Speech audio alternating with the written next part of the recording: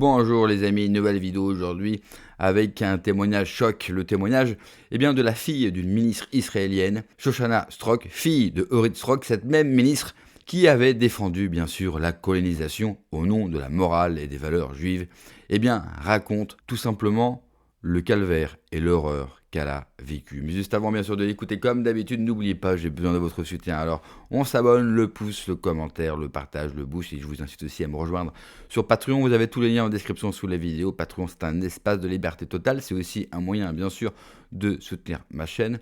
Et puis vous avez surtout du contenu exclusif, et au vu de vos commentaires, je vois que ça vous plaît énormément. Et je remercie également tous les donateurs sur Tipeee. Tout cela, bien sûr, me permet de continuer mon boulot. On regarde l'extrait et on en parle juste après. היי, אני שושנה סטרוק, גדלתי ביישוב היהודי בחברון. אחי מגיל 2.5, ההורים שלי היו לוקחים אותי לטקסים פדופיליים, שבהם כמו אילפו אותי, תכנתו אותי באמצעות סמים, באמצעות היפנוזה, באמצעות פגיעות מיניות, ובעצם הם יצרו אצלי כל מיני חלקים, כל מיני זהויות. החל מגיל 13 אבא שלי התחיל לסרסר בי בתל אביב, עשה עליי כסף מה שנקרא. הפגיעות המשיכו עד גיל די מאוחר. בעצם מה שקרה עכשיו זה שאפילו שכבר פרסמתי את זה ואפילו שכבר סיפרתי, אבא שלי ממשיך לפגוע בי. הוא הגיע לדירה שלי, ואני שכרתי דירה באופן עצמאי, גרתי לבד. הוא הגיע לדירה ופגע בשום. הוא הביא איתו גם עוד בן אדם. את הבן אדם הזה הוא בעצם מכשיר כדי שיוכלו להמשיך לסרסר בי גם אחרי שאבא שלי ימות.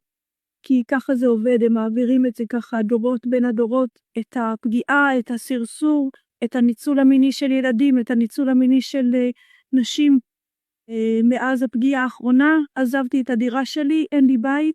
לבינתיים מצאתי כמה אנשים טובים שמסכימים לארח אותי כל אחד לכמה ימים, אבל אין לי ממש דרך לפרנס את עצמי, כיוון שאני מתמודדת עם הפרעת זהות דיסוציאטיבית, זה נקרא DID, אני נמצאת במצב נפשי מאוד מאוד מאוד קשה, ויש סכנה אמיתית שאני אגיע באמת לרחוב. אני חושבת שמאוד מאוד חשוב לעזור לי, כן, שתהיה לי תמיכה נפשית, שיהיה לי ביטחון כלכלי, שיהיה לי שקט נפשי, שיהיו לי אנשים שיעזרו לי, שיהיה לי ביטחון פיזי, שיפסיקו לפגוע בי. מאוד אשמח לכל עזרה כדי שאני אוכל להגשים את החלום שלי ולעזור גם לנשים אחרות שעברו פגיעות טקסיות. אמנם אני עכשיו במצב קשה, אבל בהשכלה שלי אני למדתי פסיכולוגיה ויש לי חלום לעזור לאנשים אחרים שעברו פגיעות טקסיות. אני אשמח לכל עזרה. תודה רבה לכם. Témoignage émouvant, témoignage aussi extrêmement triste, qui reflète bien sûr une réalité. Alors bien sûr, on peut, et c'est votre droit, ne pas croire en ce témoignage, bien sûr. Et vous le voyez avec toutes les vidéos que je consacre à ce type de sujet, que ces témoignages-là, il faut les prendre au sérieux aujourd'hui. Je pense qu'il faut arrêter des fois de dire « ouais, mais c'est peut-être une opération de com où on a affaire à quelqu'un qui n'est pas très bien dans sa tête ». Je pense qu'aujourd'hui, il faut totalement être capable d'écouter et de donner raison à ses propos. Aujourd'hui, plus rien, en fait, je crois, peut venir nous dire et peut venir nous indiquer que cela est faux. Ce témoignage, il est encore plus important parce qu'il s'agit de la fille d'une ministre israélienne. Alors bien sûr, la presse israélienne n'en parle pas. Censure totale sur ce témoignage qui fait le tour des réseaux sociaux. Mais comme en France, comme un petit peu partout dans le monde, la presse mainstream, hormis aux États-Unis, où eux se permettent, bien sûr, la presse anglo-saxonne en général se permet parce qu'ils se permettent beaucoup plus de choses, ils ont une liberté de ton et d'expression qu'on doit leur envoyer. On doit, nous, un jour, si on veut vraiment améliorer les choses, avoir une liberté d'expression totale. Il faut arrêter de dire qu'on n'a pas le droit de parler de tel ou tel sujet. Même certains d'entre vous, certains de mes abonnés, des fois, vous avez pu, bien sûr, me mettre sous une vidéo. Tu n'as pas le droit de dire cela, tu ne peux pas parler de tel ou tel média. Je crois qu'il faut arrêter avec ça. On a besoin de dire les choses. Et on a besoin également d'écouter, bien sûr, ces témoignages. Ce témoignage, il est important par rapport à la cruauté, bien sûr, que cette jeune femme a vécue. Il est important parce que c'est la fille d'une ministre, et pas n'importe laquelle, d'accord, d'une ministre sioniste elle a tous les grades, ministre israélienne. Israël, bien sûr, et une certaine communauté qui revient quand même de manière régulière. Alors on peut trouver ça triste, moi je ne fais que réciter des éléments qui sont factuels, ce n'est pas de l'antisémitisme, c'est factuel. L'affaire Jeffrey Epstein, je suis désolé, ce n'est pas une affaire catholique, ça le serait, j'en parlerai de la même manière, parce que souvent je vois des commentaires, oui, et les prêtres, et l'église avec toutes ces affaires de pédophilie. Rassurez-vous, je les condamne avec la même fermeté, et si ça serait des affaires catholiques, j'en parlerai également. Personne n'a le droit de toucher à un enfant.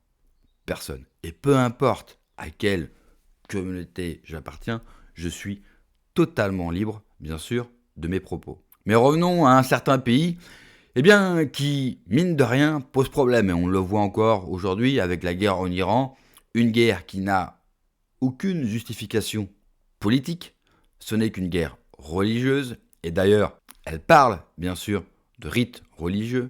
Et Tucker Carlson, vous le savez, depuis un certain temps, sa vision sur un certain pays a énormément changé. Je vous laisse écouter. This American empire, which is dying, hastened by this war with Israeli empire. And one thing I notice, I can't contain myself and have to express it, but when you say that the Israelis are destroying Beirut, which is, having been to a lot of places in the world, one of the prettiest places on the globe. Beirut is a marvel. It's beautiful.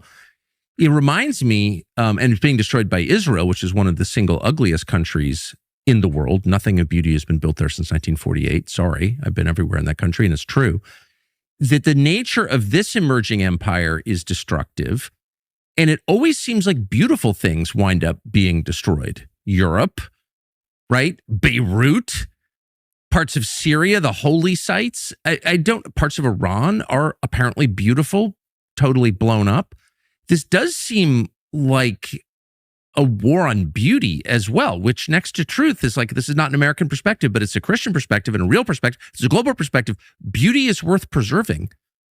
And yet it seems the determined effort of the IDF to destroy beauty. And I just want to say that because I really notice it. Ça fait du bien d'entendre des gens qui nous disent et qui disent la vérité. Pour cela, il vous suffit d'aller sur YouTube. Vous avez énormément de vlogs de gens qui sont et qui ont été en Israël. Regardez juste les images, peu importe si ce sont des vlogs américains, le son n'importe pas. Regardez juste les images, la saleté, la mocheté, bien sûr, de ce pays. Quand certains, et notamment en France, ils vantent la grandeur de la civilisation occidentale. Et oui, Israël serait à la pointe de notre civilisation, c'est bien connu. Pour revenir au témoignage de la fille d'une ministre israélienne, sioniste écoutez d'ailleurs un spécialiste sur le sionisme, vous allez être étonné. Et c'est pas de la provocation ni de l'ironie que de le dire, est un mouvement antisémite dès le départ. Il faut nous expliquer là. Ben oui, c'est-à-dire que il suffit de lire Théodore Herzl, Ben Gurion, Jabotinsky, plus encore David Gordon, le fondateur du premier parti socialiste en Palestine en 1905. Il y a une détestation profonde de la judéité diasporique. Israël est fondé sur le désenjuivement des Juifs. La vision que Herzl, Ben Gurion, Jabotinsky et Gordon ont des Juifs est exactement la même que la vision qu'a Barès, Wilhelm Marr, l'inventeur du mot antisémitisme, etc. C'est l'idée que ce sont des parasites, ce sont des gens qui sont déracinés, cosmopolites, et que c'est ce qu'il y a de pire au monde. Et je ne l'invente pas, je cite dans mon livre, c'est des interviews de Ben Gurion et d'autres, hein, voilà. Enfin, je veux dire, il y a un texte de Jabotinsky, le père spirituel de Netanyahou, qui explique que, il dit le mot yid, donc le youpin d'aujourd'hui, est un symbole de laideur. Il faut que nous construisons l'hébreu de demain qui sera le symbole de la beauté masculine. Bon, après ça, il est devenu sympathisant fasciste, on comprend pourquoi. Je précise quand même que la personne que vous avez entendue dans l'extrait est de confession juive et que Son constat et son analyse du sionisme est totalement juste. D'ailleurs, son livre est totalement factuel car il reprend des citations, bien sûr, des hommes qu'il cite. Et en entendant ce témoignage, on comprend, bien sûr, beaucoup mieux les choses et pourquoi Israël fait, tout ce qu'il fait depuis des années et notamment récemment. Malheureusement pour Israël, ils se sont trompés de voie. C'est un pays, une religion qui s'est fourvoyée. Ils ont annoncé le Messie.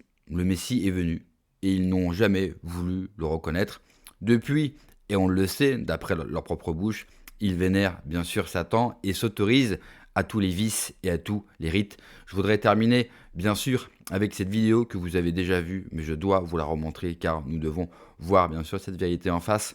Une vidéo de Jeffrey Epstein avec des enfants, car contrairement aux médias mainstream, ça se prononce Jeffrey Epstein et non pas Epstein.